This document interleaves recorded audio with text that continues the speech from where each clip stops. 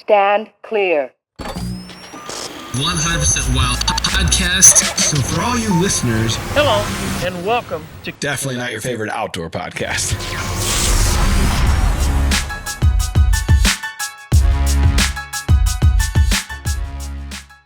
What's up, everybody? Welcome back to the Dreary Outdoors 100% Wild Podcast. It's powered by DeerCast. And this is episode number 288, which by my math, you just got 12 shows to go here before we hit the magical 300. Yeah, we still don't have anything special on board, but you never know. Dancing we haven't girls. put much thought into it. Hey, now we're talking. For the audio show only. That's right. You're Tim Chelsvik. Yeah, you're Matt Drury. We have a special guest. Tyler Schwartze. Tyler, welcome. Thank you for having me. Sorry you're here. Normally we don't talk like pinball talk. Like that's kind of what we were doing there. But you're from the Conservation Federation of Missouri. Correct. And you and I have known each other for probably 4 or 5 years, maybe. Yeah, you used to be a good writer for us. Before Drury took you away from us. I used to be a lot of things. You used to be a good writer for us. What happened? I got a couple things on my plate now. So we last week were down in Springfield, and Mark and Terry were honored with an award from the Conservation Heritage Foundation, correct? And you guys were also honored with an award, Lewis and Clark Award. So it was pretty cool, and got to meet you guys and kind of hear your story. And I thought, man, it'd be fun to have you come in and kind of share what you guys are up to. I know, the podcast, obviously we have listeners all over the country, and this is a very Missouri-centric podcast, but I think it goes beyond that because, you guys are one of the key elements of what I wanted to talk about today is your involvement with Share the Harvest here in Missouri. And, really across most of the states that I'm aware of, there are programs like that. So I'd like to dig into that a little bit and hear kind of some of the facts and figures because, we've been donating. Mark and Terry, I hate to think how many deer they have donated over the years, hundreds and hundreds of deer over the years. Well, it's a saying. So, so when in Rome. What's interesting is when we always talk about it, because we do talk about it and promote it in the videos, and Mark, has a program up in Iowa that he uses as well. You never hear the end result and what that means exactly for people at home that might be, going through tough times, and especially in the last 2 or 3 years we've seen, I'm sure you got some facts and data to back this up, but the need is there. And to see hunters providing food for people that are struggling to put it on their tables, I mean, it's a big deal. So I just thought it was very enlightening to hear some of the facts when you guys were giving your speech there at Springfield, and I thought our audience would enjoy kind of getting into some of the weeds there. Mm-hmm. Certainly, and our conservation history in Missouri is one that we're proud of, and we were honored to get that award alongside you guys last week because it's a culmination of a lot of work that's gone on for decades. And in Missouri, we do it right here, and we're certainly proud of that. And you heard that in my speech because the Missouri model of conservation is emulated across the nation because we're so lucky and blessed to have that 1/8 of 1% sales tax that we have, and also our dedicated sales tax for our parks and soils. So we have the resources to be able to sustain and enhance all the great things in Missouri that we have too.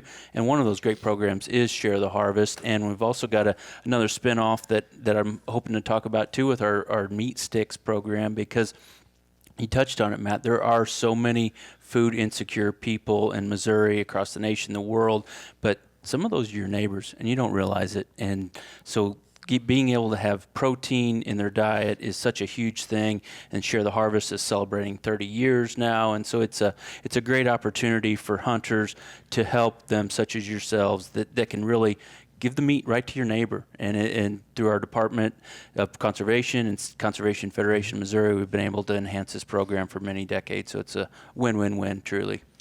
So let's get into like the actual process if someone is wanting to participate, if a hunter is wanting to participate in the process this fall, how do they go about that? So the first step is identifying the processors that accept the deer meat. So we've got almost 100 processors across the state, and so you go to mdc.mo.gov and look for Share the Harvest and find a processor. Okay. Put in the county that you're hunting in, and it'll pop up a list of the processors. So that's the very first step. So on knowing ahead of time, any deer hunters out there that want to find out where those processors are. So if you know you got to drive 30 minutes, 40 minutes, however long it is, identify those processors and always call ahead. We say, we encourage any hunters to call ahead and make sure that the processor's taking the deer and they're open. Mm-hmm. That's the problem usually is open. Like you might have to go the next day. If you hit your deer in the afternoon, the final 30 minutes of light, and then maybe it's a couple hours until you recover them. It's going to be late, a lot of times. And so that's a whole element of it that you have to plan for ahead and make sure that you have a plan to put in place. Or you ice it down? Do you have a cooler to take it to? What are you going to do if you are donating? Because that's the thing. It's like, I've seen some deer when we go to donate ours and we treat them like we're going to eat them. We field dress them and treat the animal. You don't want it to spoil. You want it to sit. Like you're not going to give something rotting over to these programs. And so that's the thing. You got to make sure you got to have a plan in place to make sure that, especially in the early season, it was still a little warm out, ice it down, or you got a cooler or somewhere, a buddy that you could take it to and then go donate it. Cause the odds of it being open when you are slim and none especially if you're afternoon hunting, so that's a great point to keep in mind. So once you identify the processors open, the process after that's pretty simple. Take it in, and they'll get a little bit of paperwork from you, drop it off. Some places charge, most don't. On behalf of Share the Harvest program, which is under the Conservation Federation of Missouri, we pay $75 of that processing fee. So give or take, depending on where you're at in Missouri, that should cover the cost of deboning the meat. Some are more, some aren't quite that much. So anyway, that's what we pay as Share the Harvest processors. And we have almost 100 processors around the state. So chances are you should be able to find a processor pretty close. What if you're an unlicensed processor who does all their processing under their deck in their backyard? Can you get in on that or no? I don't even know, and I'm going to say no. That's safe. That's a good answer because that's not sanitary. We have to get you in our program. There's paperwork certainly, to make sure everything's healthy. And then CWD processors, there's some additional work that the processors have to do on the back end too, and testing, and so all that. I should have answered it with, I don't think so, Tim. Just drop it off by the swing set. I'll get to it in the morning. That's right. So is this accurate that sometimes that there's only so much money in that fund that maybe it runs out as the season goes on if a bunch of people take advantage of it? Yeah, certainly. So each processor is allotted a certain number of deer, and so once they hit their quota, they might work with our team, and we might be able to raise that, but we have only so many dollars to distribute across. But that's kind of worked itself out over the years because we know that John Q processor here probably going to get 60 to 80 deer, and so it's kind of a fluctuating number, but overall most of the time we're able to accommodate people. We don't want to turn anybody away from donating. I was going to say I've never been in that scenario where we've donated a deer early season or late season where we had to, that I recall, where we paid for it, meaning they always are covered. It's always covered, it seems like, which is outstanding. I mean, to know you're helping out and doing a good deed, but that somebody's paying for that process, because obviously the processor still has to. I mean, they got a lot of work involved there to debone it and do what needs to be done, and so somebody's got to pay for that. And over the years too, we've had great partners too that have helped raise money and funds. And if anybody's out there that loves this program, you can go to our website, confedmo.org, and make a donation. We have people that they put up recurring payments each month, and their money goes right to Share the Harvest, and it comes right out of their checking account. So you can go to our website and make a donation, and that will go directly to helping process the deer this year. Now, do you guys partner with any of the other states or communicate with any of the other states in these same programs? I mean, is there any cross-state communication in regards to how they're share the harvest, or is there somewhere where like our listeners can go to find more information out about their state's programs? Yeah, going to their state government that manages the body of deer hunting. So it might be the state or the parks or the different websites. But generally speaking, the name's probably different. Share the Harvest is copyrighted to CFM in Missouri, but they're named something different, but there's opportunity out there like this in several different states, up in the Midwest, out in the West too. Every state's got their own, rules and regs that they have to follow. But yeah, generally speaking, there's a lot of different programs out there across the nation. About how many pounds annually are donated by hunters? So we're about to reach 5 million pounds. So we generally get about 250,000 pounds of deer meat each year. And, and you break that down to a quarter pound per meal. That's feeding with over 5,000 deer a year, feeding 1 million Missourians, 1 million meals across Missouri. It's incredible, really, when you think about it. It is, and it's so humbling. And we're honored to be able to do this in 30 years. And I've heard stories from in the 90s when they were trying to get this going through the red tape, and they just kept pushing, and they were going to these local communities and the food banks, and it didn't start, they just didn't snap their fingers and start this program. There was meeting resistance from government. Deer? Yeah, exactly. And it was actually a group of dedicated turkey hunters that kind of came together. And so back in 1992, they started, and they kept going, and it was local, and one thing led to another, and who doesn't want to help feed hungry children and people in Missouri? And so it's a great story, another great thing in Missouri that we've been able to do for over 30 years now. Wow. So when you guys, I think it was during the pandemic there, 2020, when you got kind of the laws and regulations changed where you could go to the meat sticks as well. I thought that was huge when I read it back then. I remember the press release, because you think about it, like, not everybody's gonna, I get it. If the family is in need and they need food on their table, they're hey, a meal's a meal. This is great to have the ground up venison, but to be able to put the snack sticks in a kid's backpack, because you guys are part of a backpack program as well, right? Where you're helping to supply kids with snack sticks, which make it so easy, the amount of protein and stuff that they can get here. It is. This is such a great success story of people coming together and the collaboration that we have in Missouri. So we were starting to look at this, and food banks, Feeding Missouri is one of our huge sponsors that help Share the Harvest program. And we'd love to have a different way to be able to utilize the meat. It's frozen and packaged. What about the Buddy Pack program? And so we sat around the table with the Missouri Department of Conservation, us, people from Feeding Missouri, and said, what do we have to do that? And I remember that meeting that day exactly, because they said, well, first we got to change the law, because it says frozen and packaged. So that's your deer meat, that all makes sense. And without batting an eye, I said, I'll change the law. And without well knowing what that process is going to take. And so we did that. And I said that with confidence because I knew this was going to be such a successful program.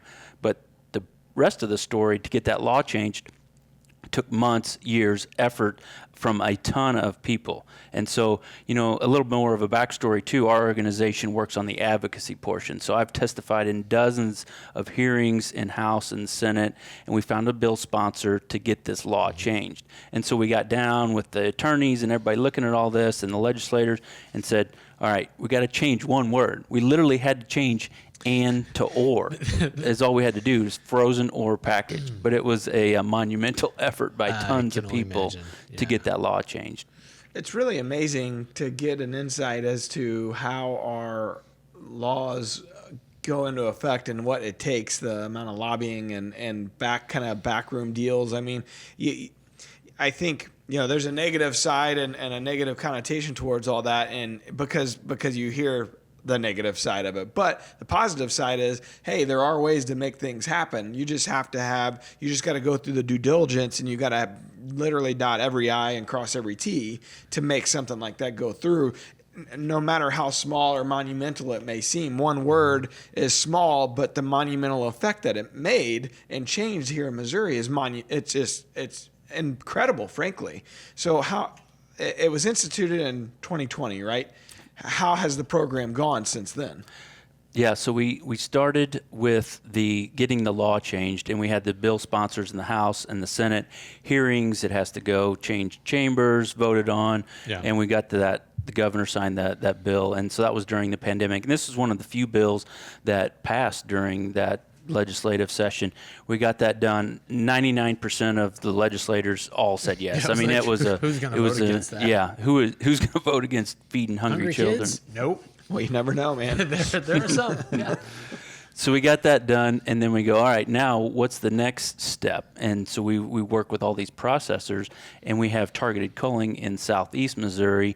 Down at Stoney's was the company that ended up working. We worked with Stoney's to get these sticks done. And so, but we also had to figure out how can we take a deer from the field to get it to a processors to mass produce these, to get them injected into the buddy pack program. And so that took quite a bit of work between all of us and the partners, but we made it work. And so we took that targeted culling area down southeast Missouri. The deer went less than an hour away, straight to them. They mass produced them, and we literally went and picked up pallets of snack sticks and injected them into the Feeding Missouri. They've got the food banks across Missouri, and the rest is history, and it goes into the buddy pack programs to help the kids. So we're looking at them right now. For those that are listening and can't see that, we're looking at the snack stick packs. So there's 2 that comes in a package. You know, it looks like, you know, a Slim Jim or something like that. How many of these, you talked about pallets, what are we talking, like how many of these get cranked out in a single year? So we had about 20,000 of those the first year. Nice. And so which a 2-ounce stick, which is pretty good to figure out. We had to, figure out how many deer we got coming in, but you can add some pork to those. And it's amazing we started from ground zero on this, fellas, like even designing that package, the label, making sure they weren't too spicy, the recipe. We had to go through all those things to make this happen.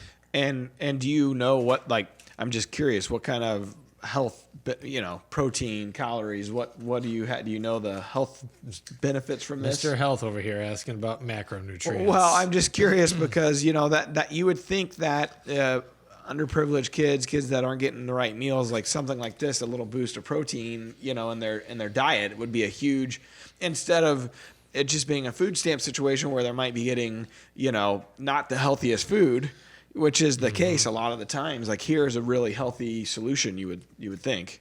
Yeah, I don't know the exact nutrients on it, but what we hear consistently from Feeding Missouri and the food banks is any way to get that protein as much as we can do it, and venison's the perfect way to do that. Heck yeah. Absolutely. Yeah, in my previous life, in the nonprofit world, I worked with a lot of food pantries, and you're right, Matt, like a lot of the foods that they get it's peanut butter, it's bread, it's a lot of carbs, it's a lot of fat, high salt content. It's shelf-stable stuff. And a snack stick is probably the best way for creating a shelf-stable protein product. Like, there's really nothing else unless you start canning meat.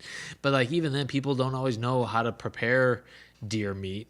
And so and for a lot of kids, I know you mentioned the Buddy Pack program. A lot of kids, when school is out, they don't have access to food. Like, the family relies on the school feeding them. A lot of schools are doing breakfast now, and so when school's not in session over the weekends and over holidays, they just don't have food. And so a lot of these schools that are in high poverty, rural and urban areas, are sending kids home with backpacks of food on the weekend for those time off scenarios, it's heartbreaking to think of kids struggling with hunger.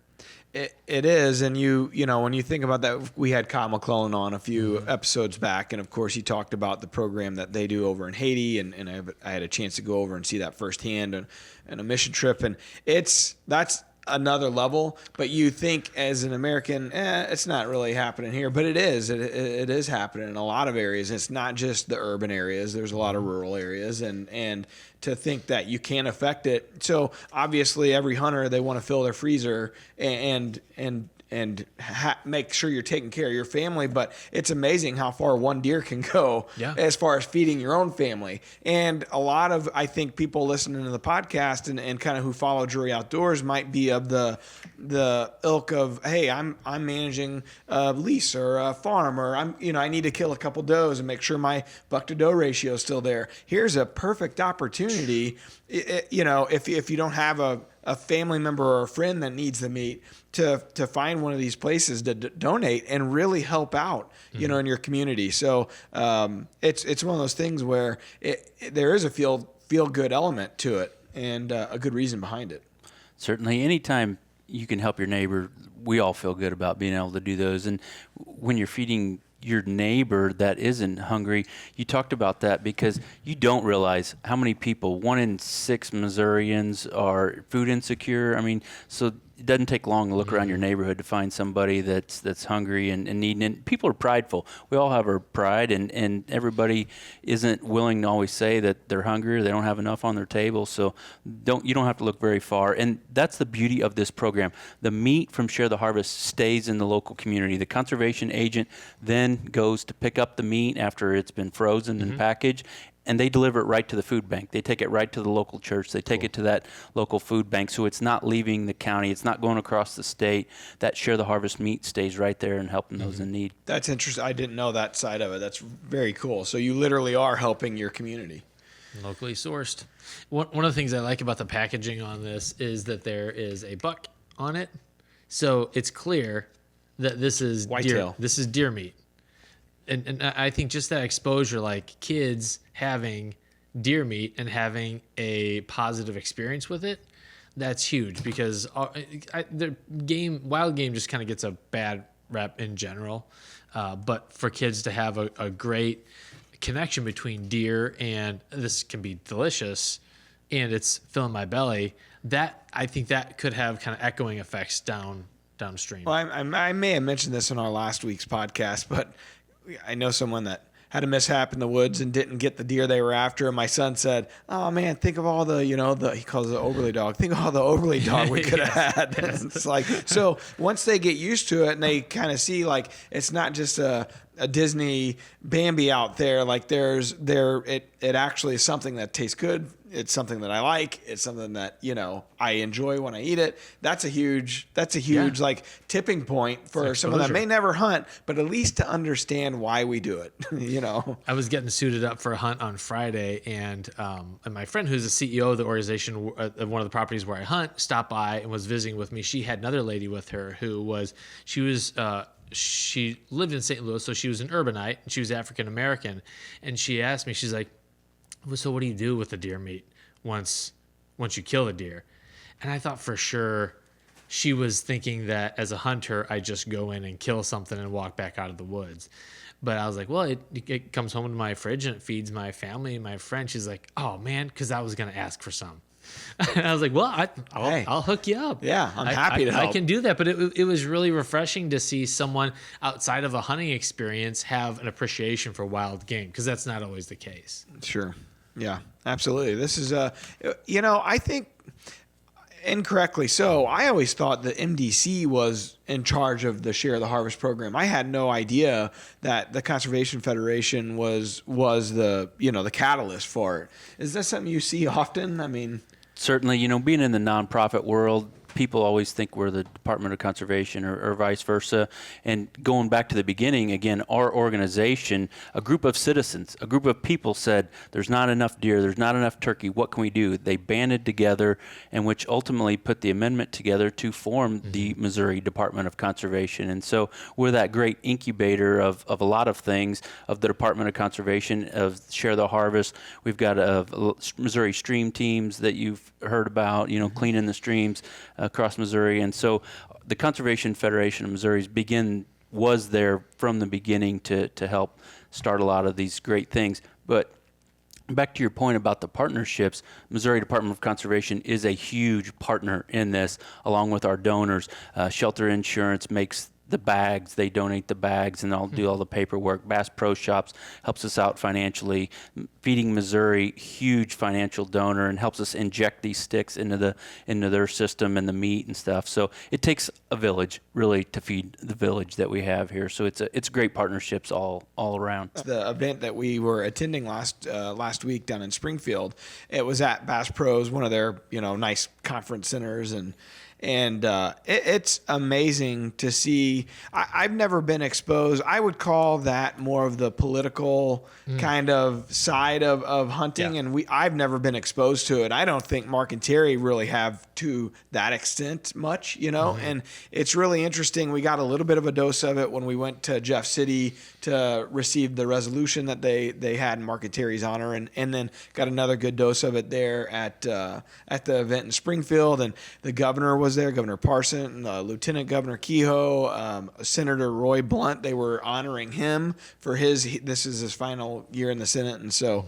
he was honored. And I had really no idea how instrumental he was in so many things with in regards to hunting and being outdoors, and our kind of taking for granted a baby of the 80s. You just kind of took for granted it was always this way. We always had, the wild things and great parks and places to go. And, there are people in the political side and kind of the, those backroom deals, like they're making sure that continues on well into our future for our kids, for our grandkids. And that was interesting for me to take all that in and see. I don't know about you. You're involved in it, and obviously you speak at those types of events and see it firsthand. That was a first for me.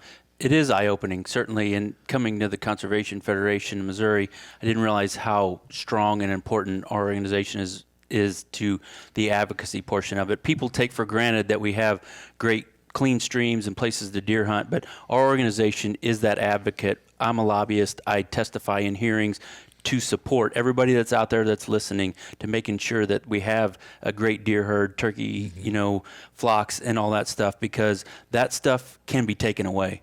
It can be taken away tomorrow by the politicians in the stroke of a pen. And so we're there testifying, making sure that our citizen voice is aware of everything that goes on the political side, because it's not sexy. It's not, people don't like it, and so they join our organization, they send their $35 a year in, and they trust that CFM is going to be there on the front lines dealing with all these politicians. And there's good ones, and there are bad ones that try and tear down what we do. But there's also some good ones, and you see this success story from the snack sticks. That's another positive thing that happens. But just like anything, there's politics in everything that we do.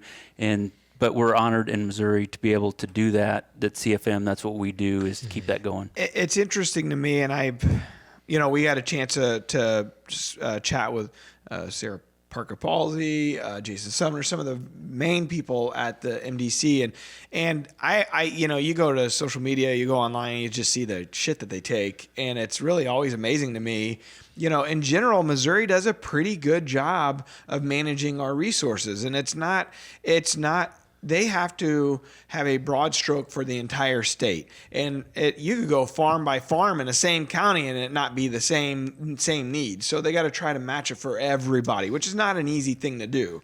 And after I left there, I had a friend of mine that is a big hunter, and he's like, "Yeah, did you tell them they're screwing up the turkey population?" Yeah, I made sure I mentioned that right off the bat. No, I didn't take the opportunity to chastise them. Sorry. But honestly, it's stuff like that where they know that, they're hearing it, they're tuned into it. Organizations like yourself, I'm sure, tuned into it, and they have to figure out how to manage the resource for an entire state. And that can be tough. Yeah. And for people who have different perspectives on it. Like there's agricultural use, there's commercial, there's mining, there's bird watchers, there's hikers, there's backpackers, like cyclists. There are all these different users of the natural resources. And as hunters, we get a little too kind of myopic, and like we only think about how many deer are there, how many turkey are there, what kind of season did I have? Did I hear enough birds gobbling? But there's a lot of different interests you have to balance on a state level. And then not only at the state level, but especially as you hit the border of Missouri, you got to start interfacing with Arkansas and Illinois and Oklahoma and North Dakota. You're trying to throw me there, aren't you? I know that's not a state. You guys hit it perfectly. I mean, it's science-based decision-making, and it's for the greatest good of all of the Missourians. And, yeah, I'd like to see one thing on my farm, and you'd like to see another, and different things. But you have to look at the health and the habitat, too, and people that are putting work in to put habitat on the ground, People want more turkeys, but then you ask them, what are you doing to help your habitat. And well, nothing. They used to be there in the 90s, so they should be there. Well, no, you have to predator control. We could go on and on and on about the different things, but it's our Missouri Department of Conservation does a good job, and we're that watchdog. We work with them on issues. Our General Assembly, if we have things that come out of our resolution and process, we ask the department, hey, are you doing this? Are you doing that? And so that's our citizen-based organization. Anybody out there can become a member and can join in our resource advisory committees. We have 10 different committees that look at all the rules, regs, public lands, everything from prairies to bear and in between. We do that. We meet. We talk about these ideas and discuss them. And if we want to see some change, that's how our resolution process goes. So again, our slogan is the voice for Missouri outdoors, because we're all citizens. Yeah. We're all citizens here that have a common interest. So in regards to the turkey, the one thing that you hear more and more here in the last couple of years is, hey, I think we need to take the bag limit back down to one bird. From 2 to 1. And is that something that you guys from your organization get involved in and finding out, or is there data behind that? Is it, what's the voice of Missouri really want, and then take that to the conservation department, or how does that really work? So the short answer to that is everybody's all over the board.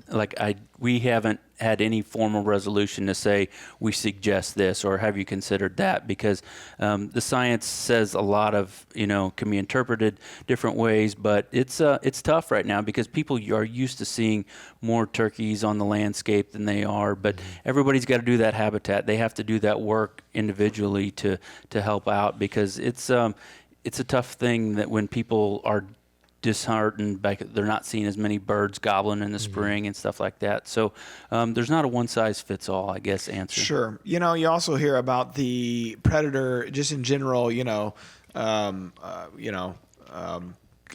bounty for predators. So there's some states, I think is it South Dakota?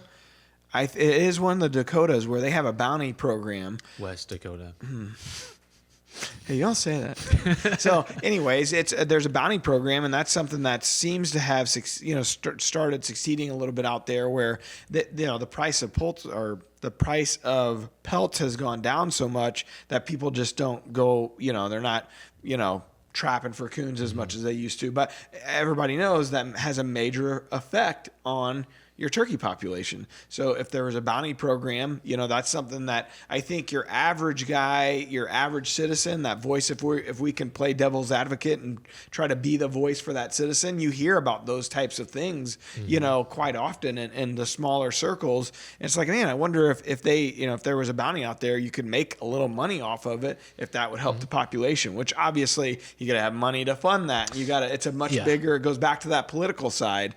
But those are some of the things that I think your common guy out there, they're discussing in their groups and thinking like, why the hell aren't we doing something about this as a larger entity? Certainly, and it's a calamity of different things that you have to look at. You talked about predator, we talked about habitat. There's no one thing that anybody can point to, in my opinion, and say this is why we have less turkeys. But there's about 4 to 6 things that we can say, if we were doing this, if we were doing Y, if we were doing Z, and it's just over time, each one of those little things have added up and so again, there's not one thing that I would point to, or I think anybody can. But again, if you're taking steps to do these things, that's going to help the overall picture. Yeah, sure. CFM is a great example of people, if you're serious enough about something, you'll do something, because everyone can gripe, but you can actually submit a proposal for a resolution through CFM. Hey, I think that a couple years ago I did something on filming on public lands on Missouri Department of Conservation owned public grounds. And so we tried, it didn't happen at that time. But if you're serious enough about something, you can take action. That's what people can talk all day long. But if you really want to see the law changed, this is the first step to having that happen. Get involved. You're right. You're so right. And get involved with our organization. Become a member. Come to our meetings, to our convention. We are the voice for Missouri outdoors and change. And it's so many success stories that we have in Missouri that we're proud of, and so many cool things that have came about because of the citizens came together, just like they did in 1935, and said, we got to do something. There's less deer and turkey on the landscape. They came together, and so a lot to be proud of here in Missouri. Yeah. Awesome. Well, speaking of North Dakota, that's where our real wild clip comes from this week. Oh, yeah? Yeah. No shit. Believe it or not. Yes. North Dakota's a big topic here, this podcast. So Brianna Zeitz was out deer hunting. She's sitting in her blind, and this happened to walk by. All right. Holy cow. She's in a blind. You said she's deer hunting? Yep. And Trying to. What's walking at her there, That's a Tim? big cow. That's a big cow moose there. Look at that. So she said that she sprayed herself down with nose jammer, and she believes that this moose was coming to sniff out the nose. It's sticking its huge snout into her blind. I've never seen that before. She said she was freaking out. Yeah. I mean, at the end of the day, it's a wild animal, so you don't know if it's going to then flip the switch and, just kind of attack or get scared and do something silly. It's probably standing like 6 foot tall there at its back. Yeah, she's looking at his brisket. Jeez. That's cool. Oh, man. Or terrifying. I'm for her, I'm sure it was terrifying. And you wonder, what do you do in a situation? Just sit there and, I mean, she had the Maybe wherewithal pee a little bit? wherewithal to get her camera out. Yeah. I think she said she was so nervous that eventually she got scared. She dropped the phone before it took off. But what a crazy! And it's tapping on the top of the blind. Like, something smells good in here. It sounds like someone baking cookies. That's amazing. But, that's a hell of a plug for Nose Jammer too. Right. He's right there. She's not scent free. I sat out last night and had a buck cut my track, and I put the wax stick on and he stopped to sniff. Look at him and sniffing in here. Look at that. I'm pretty sure it's a female. Sure. And she's in there, head deep. I'm not going to do it. Good for you. You're growing up. No. Good guess.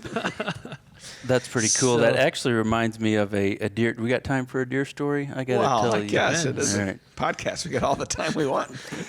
Which I was thinking about this on the way over here as a deer that we called at my house called Tall Timmy. No relation to you at all. Sounds But like a hold on, handsome hold on. deer. Hold on, one more. Tall Timmy. So that was the Proceed. deer that my wife and she got into bow hunting, and we have 40 acres in central Missouri, and not a lot of deer, but we had this deer that was very tall. He wasn't real wide, and so we called him Tall Timmy. And when he was Double a T. 3.5-year-old, my buddy was filming me, and we were in a tree, and I shot him, and I hit him right in the shoulder blade, and we found the arrow, watched the footage back, and so this deer stayed there he didn't go far. He was there in the summers, got lots of pictures of him. Okay. And so fast forward 3 years later, and I'm assuming he's a 6.5-year-old now. Old, gnarly, Math again, works out. still wide, still narrow, but tall. And so November 3rd, 4th, one of those days that, you just love being in the woods. And we had taken my daughter so we could bow hunt. And so we didn't have the kids. Come in the driveway. There's Tall Timmy What? headbutting my decoy in the yard, What? 30 yards from Jeez. my house. And so I pulled in the driveway. Tell me you filmed it. No, it's not on film, only in my mind. But I can tell you this is that fake news. Could be a lie. it gets even cooler. So I get Sure it does. into the garage, and I told my wife, I was like, I'm going to try and rattle him back in. So I'm standing and our house is surrounded by water on 2/3 of it. So in the backyard. A drawbridge?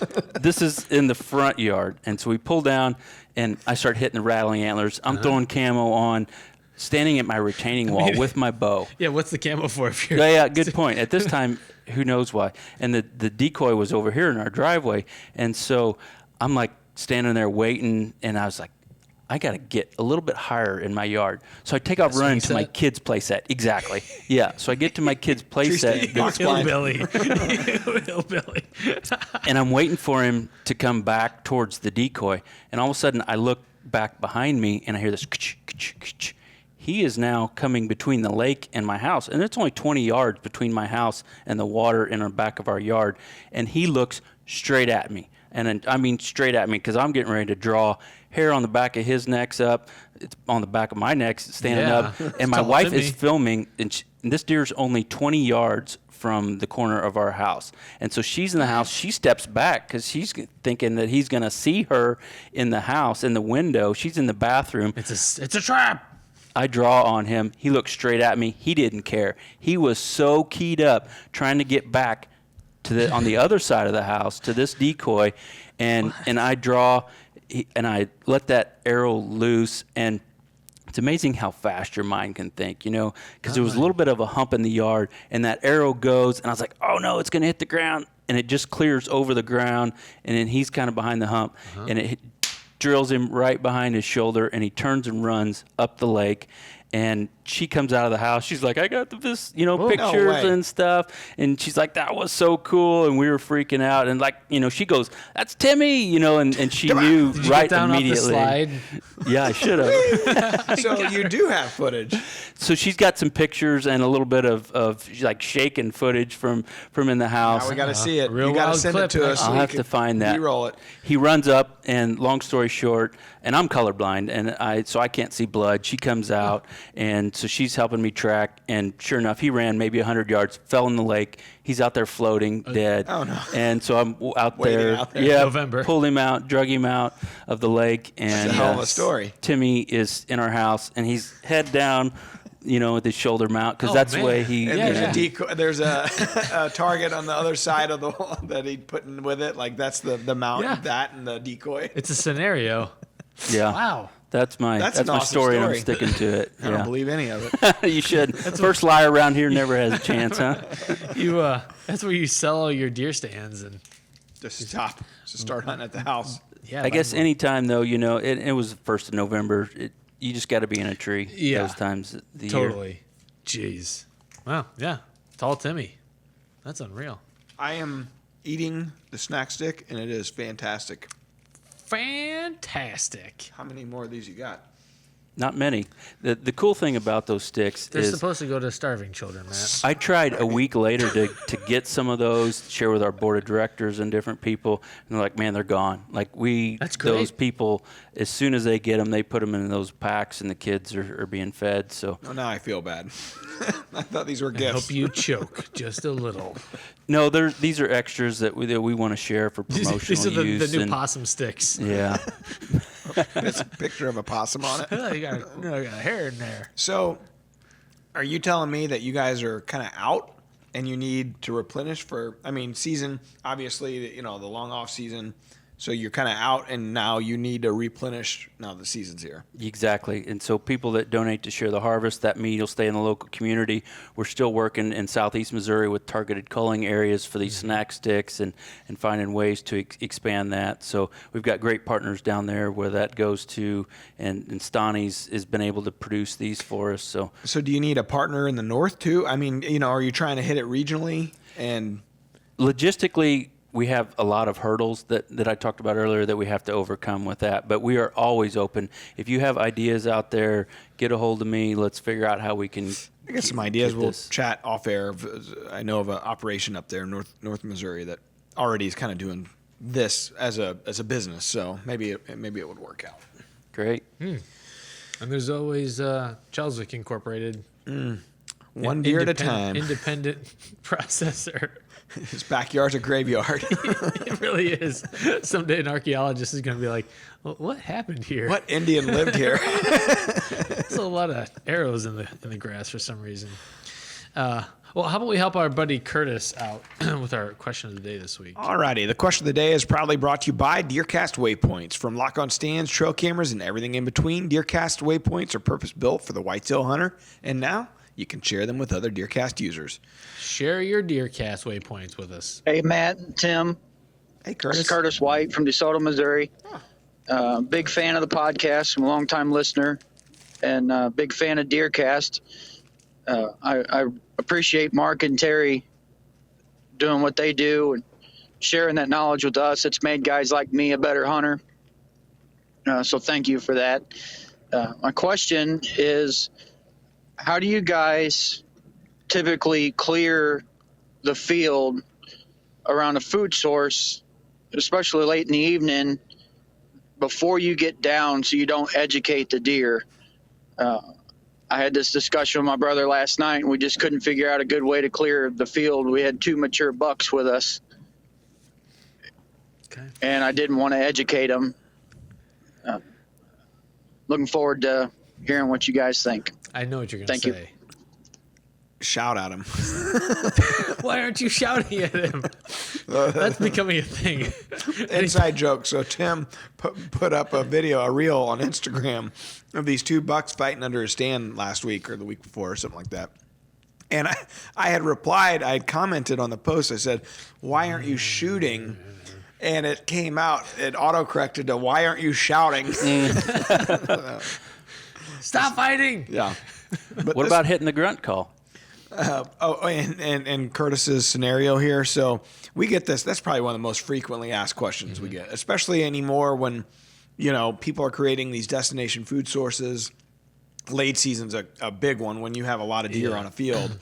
And it's tough because, and a lot of guys do a lot of different things. I know Terry, they'll open, if they're saying they're in a blind, they'll open up a back window or something, and they'll try to owl hoot and do that cadence over and over and try to get the deer to, they spook, but it's just it's kind of a Natural weird spooking. That's kind of the purpose of why he does it. But anymore, he's done it so often, I don't know that it affects him at all. I've heard stories of guys shooting an arrow at the dirt, to just, a noise. They don't know what it is, and they just kind of run, and I personally, I know Scott and I, there'll be times where we close everything up in the blind and we try to make noise inside there. It's dark. We wait till it's, pitch black outside, and we're just kind of not necessarily stomping, but kind of making enough movement inside the blind where if a doe or a deer is close enough, they're like, yeah, what the hell, what's happening in that thing?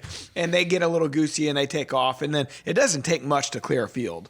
So, you could try coyote howler, which, I don't know if you want your deer to be wigged out from a predator. Yeah, predator, but that's certainly an option. The key to what he said there, though, he had 2 big deer on the field, 2 shooters, I think, or 2 mature bucks.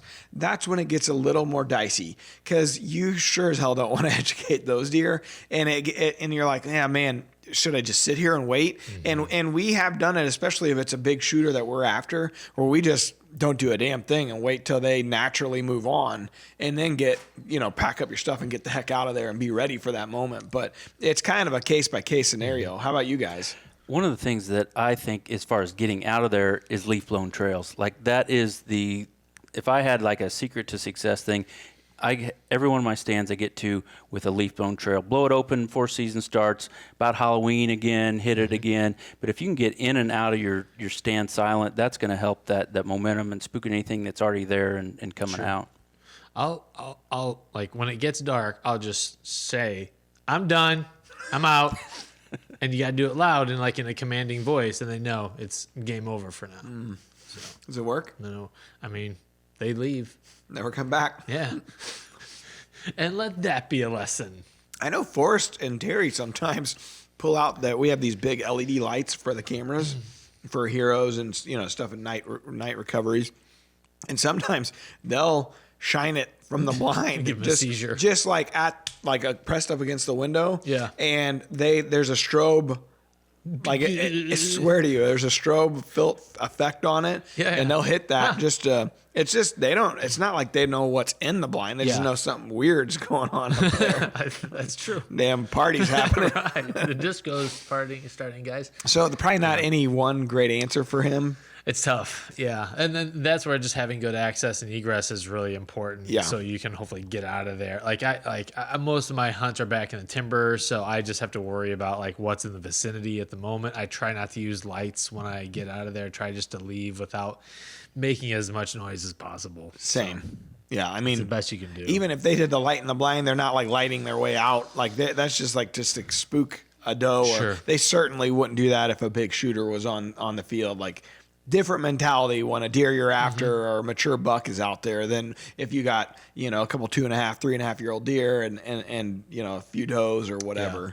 just different. What's weird is when it gets dark, deer seem to care way less about you. Like I've been climbing down out of a tree in a climber, making a bunch of noise, and deer would just come walking by within 15 yards, and can't see how if they're what kind of buck they are, but it's a buck, and it's just weird that at that point they just I don't know if they know they're safe. I've not had that experience as much. Like when we get out, like say we're waiting until it's pitch black and we didn't spook them off the field, but they've kind of fed off and they're still in a big destination ag field. And we get down quietly and we start walking off. As soon as one gets the vibe that to them it may be a predator, or whatever, they don't necessarily know because we're being quiet. But man, once one goes, they all go. But I've also seen it where they, on trail camera pictures, you see they came right back out within 10 minutes. Yeah. Like they don't go far a lot of times. But you do want to wait till it's dark though, dark, so they can't figure out what it is you are. Yep. I had a buddy that he used to bend over and be the shape of a deer and make doe grunts, bleats and stuff. And so he's mimicking being a deer. Dangerous. But Hold on. You and your mama are hillbillies. Is your friend still with us? Yes. Okay. That's a new one by me. That's funny. All right. So the wildlife word is brought to you by DeerCast Wind Check. Select your stand and choose your access with confidence using DeerCast Wind Check. Okay. So this is a little bit of deer physiology. This artery runs along the spine of a whitetail and can be lights out if you sever it. Is it A, the spinal artery, B, the dorsal artery, C, the ventral artery, or D, the aortic artery? We let the guests go first, but I actually know this one, I think. Big boy.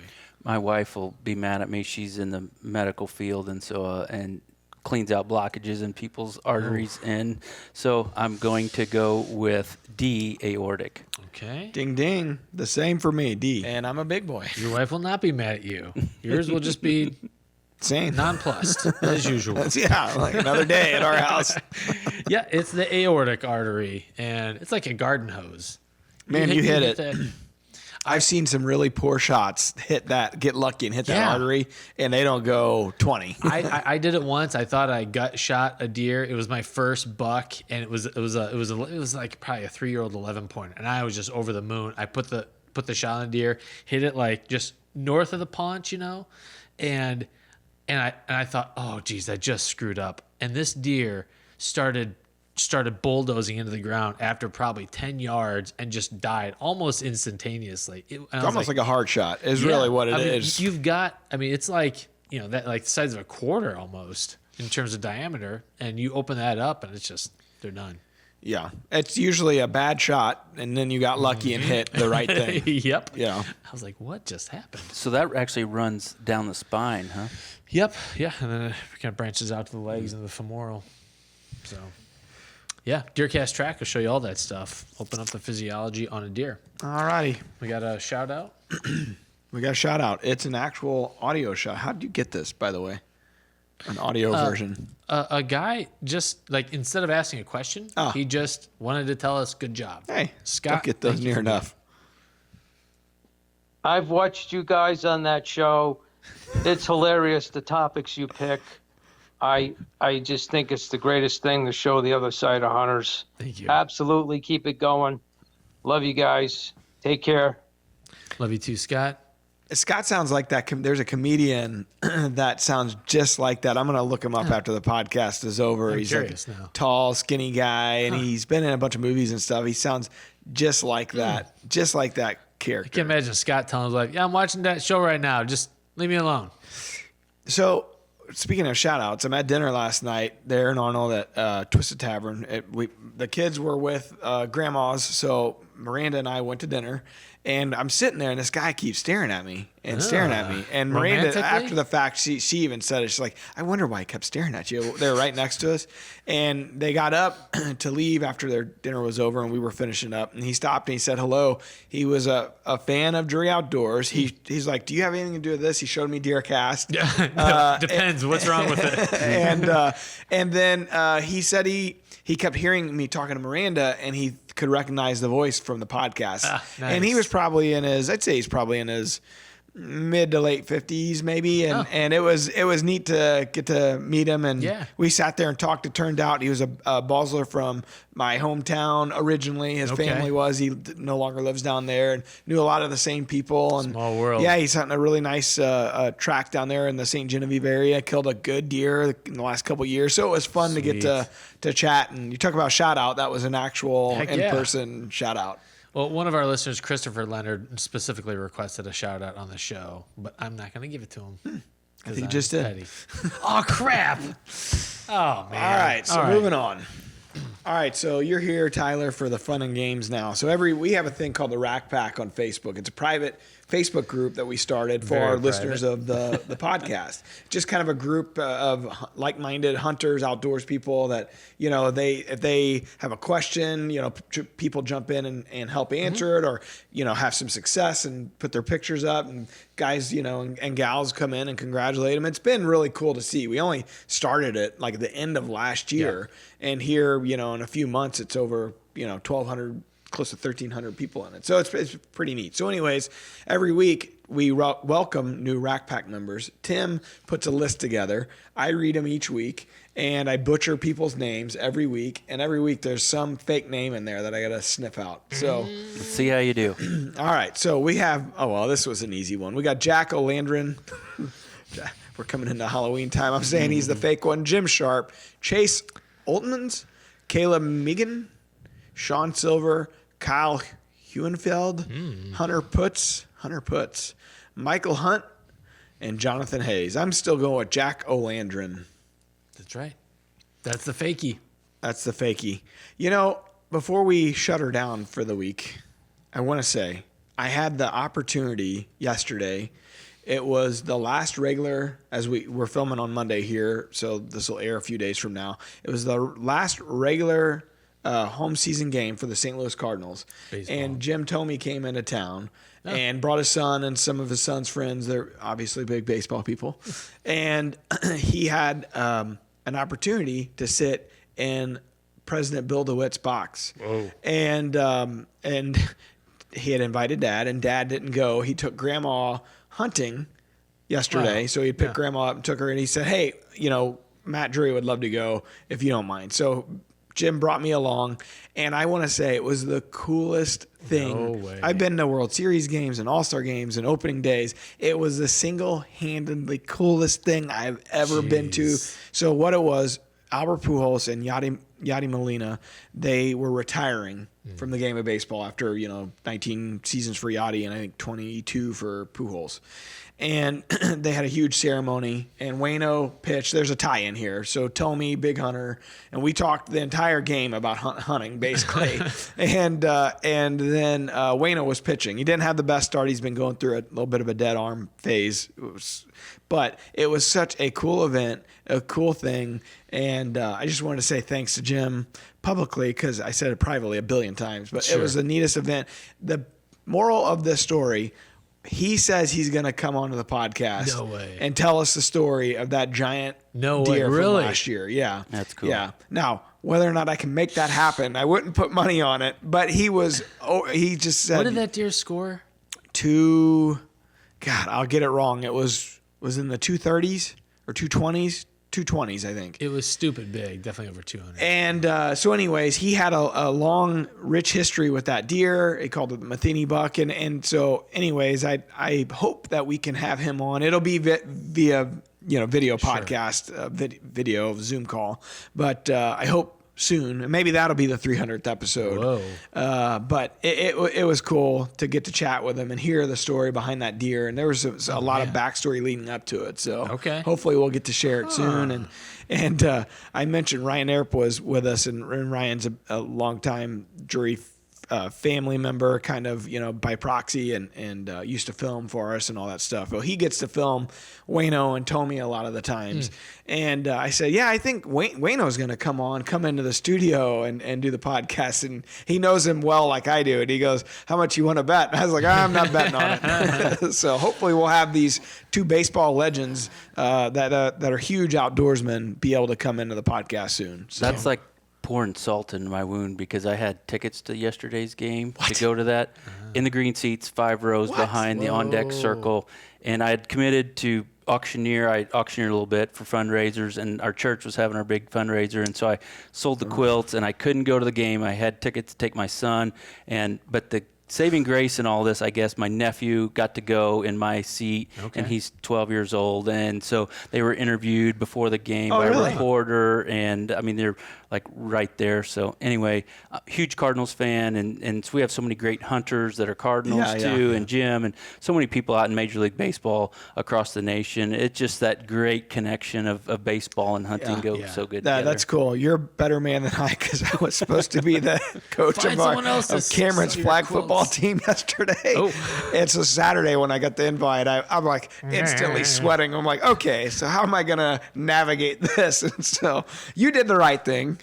And you helped out charity. I should have done the right thing and been the coach of my son's flag football team. But I told him, I said something to my wife. She's like, you got to ask him, it's his. She goes, you made the commitment to him, not me. So go disappoint your son. You do it yourself. And I promised I would never do this stuff to him like it was done to me. Here I am. Hey, buddy. It was 100%. I'm like, hey, so, how tomorrow, and that's exactly, he's like, what? I'm like, okay, here's the deal. I'm going to be straight up with you. I'm going to miss that game of yours, and I'm going to go to this thing. What's it going to cost me? No. He said something like $1, and Miranda's like, she's like, oh, you screwed up. I had asked him for 100, and he wasn't even saying he wanted me to pay him $1. I don't even know what he was talking about. And he's like, wait, what? I'm like, everybody shut up. I'm like, okay, let's back it back down a little bit. Who's getting this $1? Nobody's getting anything. Everybody's getting screwed except for me. I'm going to this trip of a lifetime. Can't blame you. And he hit the 702nd home run of his career. His last regular season at bat at Busch Stadium 3 or 2, whatever they call it. It's the latest one. His first at bat there and his last at bat there at that stadium, he had a home run. I mean, it was magical. That probably made Cam feel better. I haven't seen him since. I don't know. He went with Grandma after the game. I don't know. We'll find out. No, there'll be Things another come and game. go in a kid's life pretty quickly. I did feel bad, but that was a once in a lifetime opportunity. Yeah. Dude, this is like the end of from when I went to college in 99, 2000, like Pujols came in that next year. Like this was like the era. And if you're a baseball fan, it was like my adulthood for the last 20 years was watching this team, and to see it close out, like a lot of special moments. And I teared up in the pregame ceremony. It was so cool. Yeah. And you would not believe how many people were down there. I got there. The game started at 1:15. They were going to have a pregame ceremony at 12:30, and I got there at 10:30, and there, I guarantee you, were 50,000 people already down there. It's history in the making. It was history. I was telling Tommy, it's like the Ted Williams speech for his last game, and then he hits a home run his last at bat. It's like DiMaggio and the New York Yankees. Like, it's those kind of moments. You have Tommy was like, I don't think there's ever been 2 Hall of Famers. Because he's like, they're both, obviously Albert's a first ballot. He's like, Yachty's going to be a first ballot. He's like, I don't think you've ever seen 2 Hall of Famers that have retired from the same team the same year like this. He's like, you'll never see it again. So it was cool. That's man. awesome. That is cool. And it's a special moment because think 5 years from now in Cooperstown in July when these guys are giving their acceptance speeches, in my opinion, they're going to be doing that. It's I can't imagine what yesterday was like. It's funny you mentioned that because I asked Jim, and I'm like, he's the actual president of it's the alumni for the Hall of Fame. Oh, geez. He's the president of that. Wow. And so he's very involved with the Hall of Fame ceremonies and banquets and all that stuff. And we got to go when he was inducted a few years ago, and it was unbelievable. And Cooperstown is unbelievable. For a baseball nerd, it's a cool place to go once in your life. And so I said something. I'm like, so what are you doing in 5 years? Like, let's go ahead and just put this out there right now, because you got to go as a fan. Like, that's going to be one hell of a celebration. That sounds cool. Maybe I can get my boy to that since we couldn't go to the game yesterday. That's what you got to go to. Yeah. So you did the right thing, though, and I did the wrong thing. Not that I just bragged about it for the last 5 minutes. Sorry. I'd have done the same thing. I was over the moon about it. I had to share. Well, I'm excited about getting to show off my sports ball knowledge when we have those guys. Yeah. The show. Maybe you could run the board here. Right. Baseball, huh? That's what I'll lead with. Yeah. So it was cool. Anyways, hopefully we'll work on one of those guys for the 300. Yeah, that'd be great. I got to give you guys a shout out and just tell you how much I appreciate all that you guys do to promote hunting in the outdoors. When we talked about that ceremony last week, conservation in Missouri and the nation is so special to a lot of us, and seeing your guys' set here and being a part of you and getting to know you is just truly amazing. So thank you for all that you guys do, and keep up the good work, because we're all pulling on the rope the same way, and everybody's got their niche in the market, and you guys have got a great one. And so huge shout out to all that you guys are doing from here in Missouri and across the nation. Kind of you to say. We mentioned it there after the banquet was over. We spoke briefly. If there's a way that we can hopefully connect on a much larger scale going forward, we hope that we can help share the word, and help in messaging, because that's the reality of it. It's one thing to, Mark and Terry said it in their speech, they aren't doing it for the accolades, and that's the last thing they thought of when they started the company in 88, 89. But now that they have the platform that they do, in order to do what's necessary, we want to make sure and give folks like yourself the voice to be able to reach out and to the masses and communicate the messaging that needs to be communicated. So we look forward to seeing what we can come up with here in the future together, and continue to do right by our outdoorsmen and women out there. Drury Outdoors possum sticks. Tim's in charge of that department. Coming in 2 seasons. I got to get some work done. Yeah. Okay. All right. Tyler, All right. Thanks for joining us, buddy. Thank you guys. Appreciate All right. y'all Have you a do. good year this safe fall, most That's importantly. right. Exactly. All right. See you guys next time. Next time. Peace out. DeerCast is now supercharged with maps.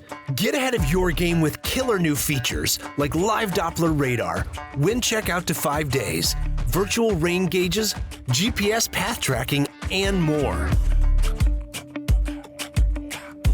Plus, get our 14-day revolutionary DeerCast prediction and access to DeerCast Track. Prep, predict, and pursue with DeerCast. We're adding new videos every week, so make sure to click that subscribe button and check out all of our amazing content. This episode of DoD TV was brought to you by Bass Pro Shops and Cabela's.